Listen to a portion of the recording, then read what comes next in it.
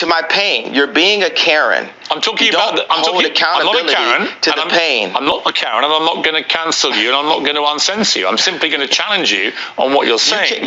I think you don't understand the pain that you've been causing with some of these comments, and I think that one in particular, I can understand. Oh my God! God forbid, one comment could cause people to feel any of the pain that my people have went through for years. Even like the blacks being ushered to the left during the civil rights movement.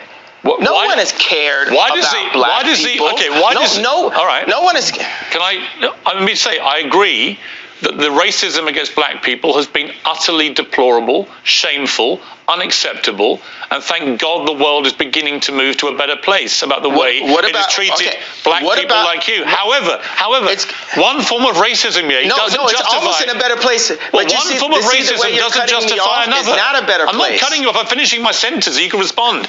One form of racism. It is racism when you say I'm going DEFCON for Jewish people. I was in a position where I've been hurt, and this is the way I had the right to express myself. The point of this interview is for you to question me, and then for me to answer and say, okay, even though the same rules are not applied to my people, if a person with a gun or drugs is pulled over and has three other people in the car, they're all going to jail. I'm not going to apply that to Jewish people for the sake of this conversation. Isn't that what you wanted? But you know what you did? You tried to civil rights me. You tried to pull me back to a week ago, but we're here today. There's been plenty of conversations and commentary since that, but you want me to go back to 1960. You want me to go back to 7 days ago. All right, let me jump in.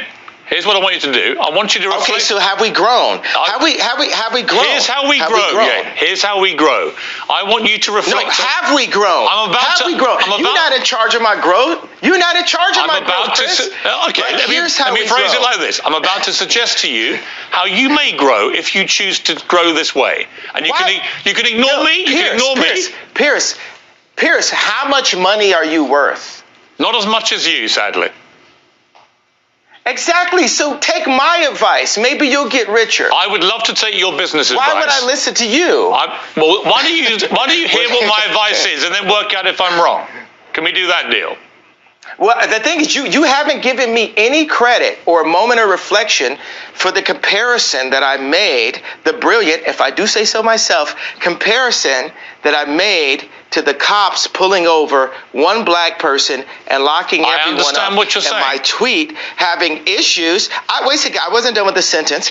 My tweet referring to all Jewish people, I said, for the sake of this conversation, I will refer to the business people who have destroyed me and my people and my fellow creatives. But you didn't even accept that I gave you that. You tried to push me back into 1960. No, I didn't. You tried to push me back into last week. No, I didn't. Okay, do you accept that example that I gave you? I understand completely the example you gave me. I think all racism is wrong. I feel that we've grown. I would like you to reflect. I feel we've grown. If you feel we've grown? If you've now changed what you wanted to say originally, my question for you is, do you now regret saying DEFCON 3 on Jewish people? Are you sorry you said that?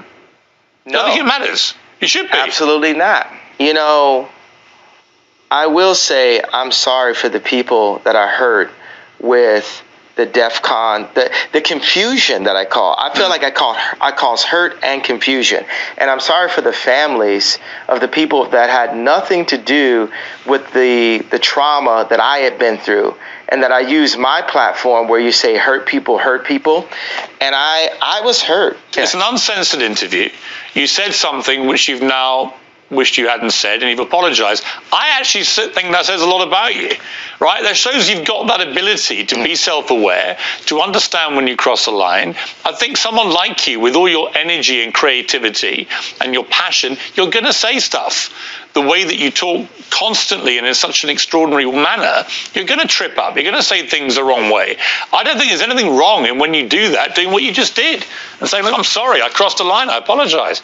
I want to say that it's wrong to hold an apology hostage, and I got to let go of that and free myself of the trauma and say, look, I'm just going to give it all up to God right now and say to those families that are hurt, I really want to give you guys a big hug.